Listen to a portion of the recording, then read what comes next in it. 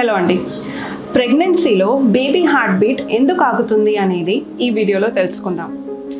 So baby heart beat ప్రెగ్నెన్సీలో various పాయింట్స్లో ఆగొచ్చు, అంటే various pregnancy ఏజ్లో.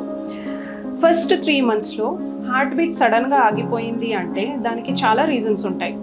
ముందుగా బేబీ అబ్నార్మల్ ఉంటే యూట్రస్సే రిజెక్ట్ చేసే అవకాశం ఉంటుంది, అంటే బేబీ హార్ట్ బీట్ ఆగిపోతుంది.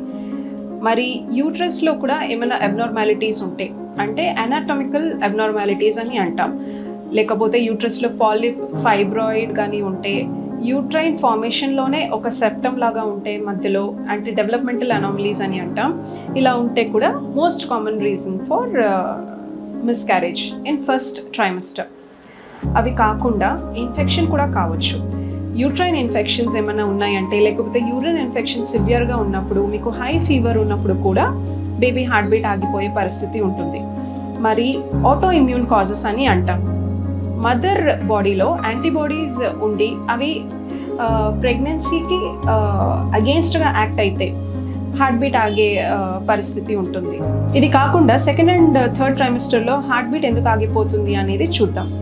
సో సెకండ్ అండ్ థర్డ్ ట్రైమిస్టర్లో సర్వైకల్ ఇన్కాంపిటెన్స్ అనేది ఎక్కువగా చూస్తాం, అంటే సర్విక్స్ లెంత్ షార్ట్ అయిపోయి బేబీ అనుకోకుండా స్పాంటేనియస్గా మిస్క్యారేజ్ అయిపోవడం, ఇలా చూడొచ్చు. ఇన్ఫెక్షన్ అనేది ప్రతి ఒక్క స్టేజ్లో రిస్క్ ఫ్యాక్టర్. సో ఎర్లీగా మెంబ్రెయిన్స్ లీక్ అవ్వడం, దెన్ బేబీకి ఇన్ఫెక్షన్ స్ప్రెడ్ అవ్వడం, ట్రాన్స్మిట్ అవ్వడం కూడా will cause sudden stoppage in the heart beat. ఇది కాకుండా దెన్ ఆటో ఇమ్యూన్ కాజెస్ అనేది లైక్ యాంటీబాడీ, మదర్ బాడీలో antibodies can also act against the pregnancy and cause miscarriage.